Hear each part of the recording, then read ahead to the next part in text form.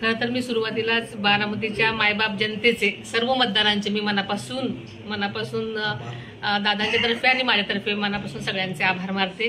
त्यांनी नेहमीप्रमाणेच दादांच्या पाठीशी खंबीरपणे उभं राहण्याची भूमिका घेतली आणि दाखवून दिलं की बारामती हे दादांचं कुटुंब आहे खरं तर खऱ्या अर्थानं। अजित दादांना थोड्याच वेळापूर्वी अमित शहांचा देखील फोन आला होता, अशी काय चर्चा झाली का आता? म्हणजे एकंदरीत जी स्वप्न बारामतीकरांचं आहे ते पूर्ण होईल?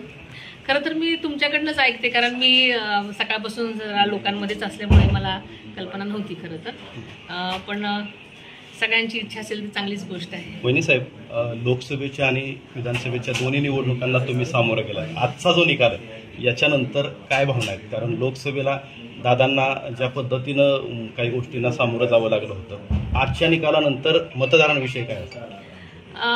मतदार राजा शहाणा आहे, आपल्याला माहिती आहे की खूप हुशार आहे आणि दादांचं काम जे होतं पहिल्यापासूनच म्हणजे विधानसभेचा प्रचार करायला सुरुवात केल्यापासूनच बारामतीचा प्रत्येक मतदाराला माहिती होतं की दादांनी केलेल्या कामाचा प्रत्यक्ष अप्रत्यक्ष त्यांच्या जीवनावर झालेला प्रतिसाद म्हणजे जो परिणाम आहे तो प्रत्येक जण बोलून दाखवत होता आणि प्रत्येक जण म्हणत होतं की आम्ही दादांच्याच पाठीशी खंबीरपणे उभं राहणार आहोत। आपण पाहतच आहे अजून मतमोजणी सुरू आहे आणि दादांची घोडदौड चालूच आहे, आपण बघतोय आणि तुमच्या म्हणण्याप्रमाणे नक्कीच लाखाच्या पुढे लीड जायला असं दिसतंय।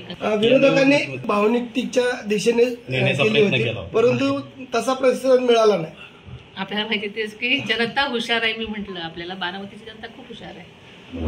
बारामती शहरामध्ये मुख्यमंत्री म्हणून आता फ्लेक्स झळकू लागलेले, प्रत्येक नेत्यांनी मोठ्या पदावर जावं असं प्रत्येक कार्यकर्त्यांचं आणि जनतेचं तिथल्या मत असतं आणि तसं बारामतीकरांनी त्यांचं मत तिथे दाखवलेलं आहे आपल्या पोस्टरमधून।